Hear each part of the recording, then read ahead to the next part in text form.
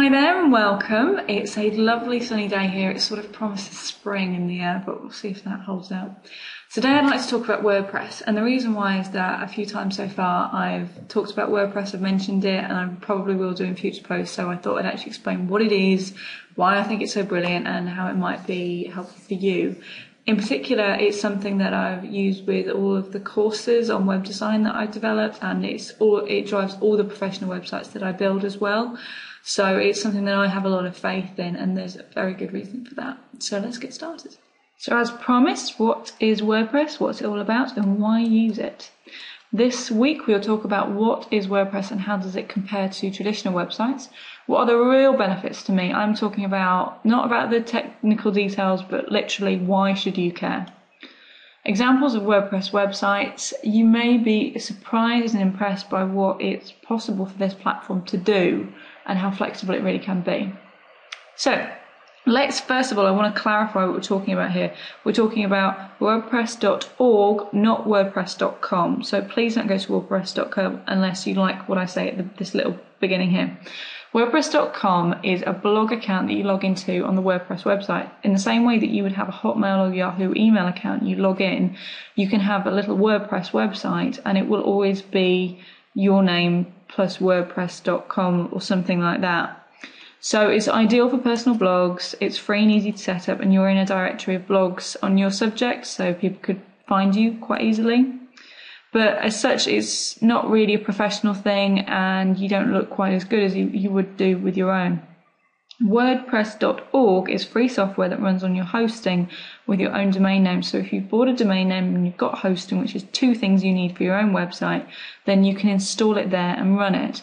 In fact, a lot of hosting companies actually offer an installation of WordPress.org automatically put onto your hosting account for you in a few clicks. So they've made it easy, and I think that just shows how popular it is. As such, it's ideal for independent businesses and personal websites where you just want to add that extra bit of flair. That's what I've done for jessicashales.co.uk, and I think that it's easier to use. It's very flexible, so you can change the function of it completely, but we're going to talk about that anyway. And it's traditionally considered blog software, but that's not necessary. You can have a blog website, you can have a website with no blog, you can do both. You could do a forum website, you could do community, you could have a membership only website, all sorts of things. So just to compare a traditional website with WordPress, and when I say traditional, I'm talking about a HTML website.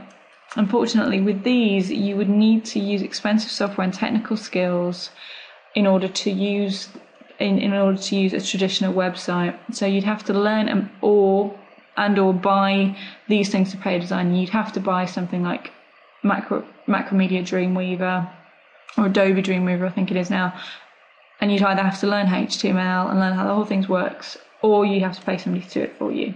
Time is taken up by making small changes and not doing the things that make a big difference. The good thing with WordPress is that, and we will talk about this is taken away because it's so much easier to make small changes. It means that you have more time to concentrate on the things that make a difference to your website as a whole, and how effective it is at doing its job. The technical potential is limited by your designer. There is a massive spectrum of web designers out there, from people who are more graphically competent to people who are more technically competent, and a combination of the two. Someone could be very technical but not very graphical, and vice versa. Someone could just be about marketing and psychology and all sorts. So unfortunately, unless they've got a network of designers they are in cahoots with, you are very limited by who you're involved with. A WordPress website, on the other hand, uses free software controlled through your browser. As I said, this can be pre-installed, and you need no expensive software, and you can just use Internet Explorer or Firefox or Chrome or whatever you like to use, log in through the WordPress administration section, and you can make changes to posts and pages, to your whole website structure. Within that, you very rarely need to download anything, and if you do, then there's free software available for you to do that anyway. For small changes, you don't need a technician at all. To be honest, for large changes, you don't need a technician at all. You can change so many things within this administrative interface that you very rarely need one. You can use your website as a resource to drive your business, because you don't have to wait for someone else to make changes in order for something to happen. You can educate yourself about what's possible, and you can see the opportunities that WordPress allows you to use within your business, and you can go ahead and just use it, test it out, switch it off. And it just allows you to be more creative and play and see what works for you. The potential is also unlimited. There are so many sources of information. So I'm talking about, because WordPress is so popular, there are so many websites that provide free plugins and add-ons, which I know won't necessarily make any sense, but it just adds function and form very quickly to your website. You can also, because it's so popular, there are so many people who can do the design for you. So if your technician that you do rely on doesn't know how to do something, there will be someone else out there who can do it for usually a reasonable cost as well. And there are a lot of free tools and information out there as well, so you don't even need to rely on somebody else. So what are the real benefits? Like, let's forget about these technical details. Why does this really matter to you? You can save money because you don't need a designer. It's up to you whether you pay a designer to create your WordPress website or whether you create it from scratch, which you can do.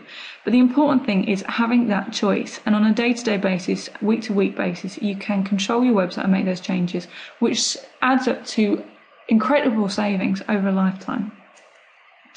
You get the designer out of the way and you make things happen. Like I said, they could just get in the way of you understanding what's possible, because no one is going to really understand your business the way that you do and see the potentials that you can see once you are aware of what's possible and you have the confidence that you can make that happen.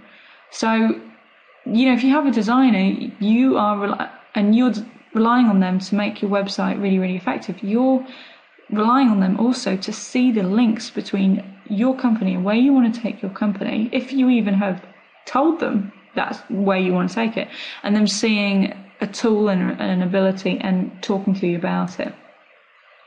You can also build traffic by connecting with your customers. Truth be told, static websites don't really drive much traffic anymore, especially ones that are very new.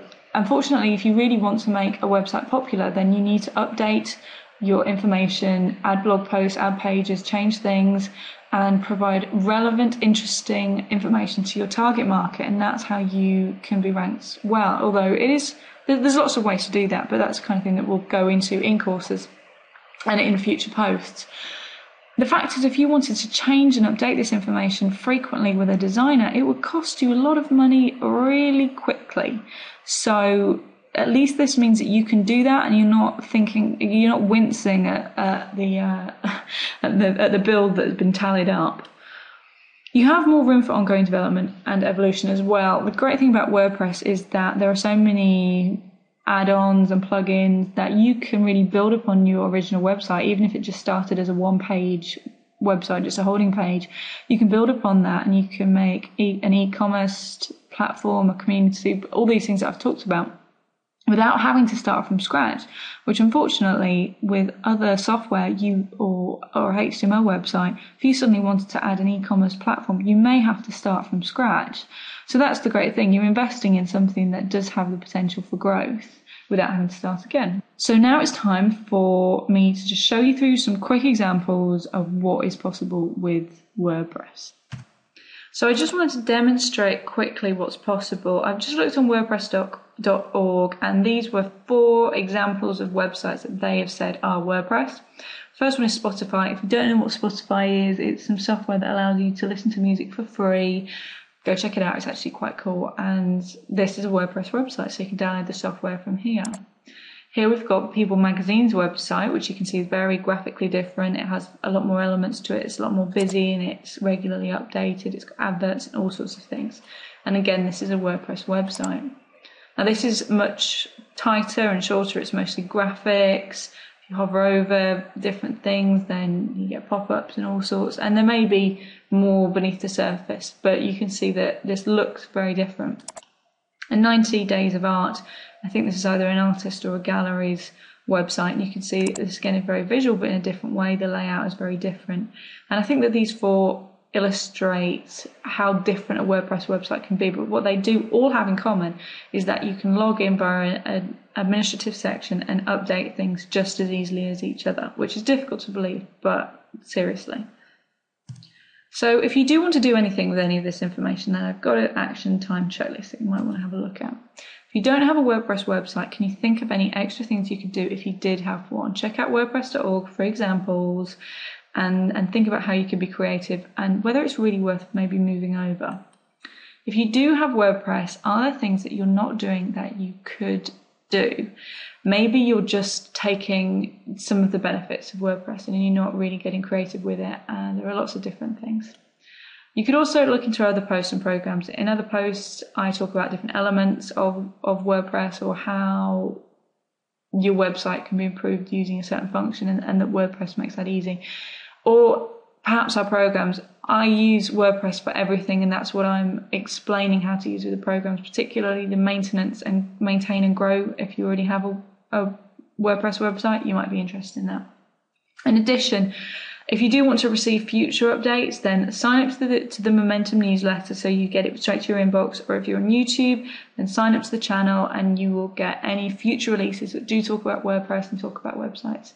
So that's it from me for this week. I hope you found this valuable, and I'll see you in future.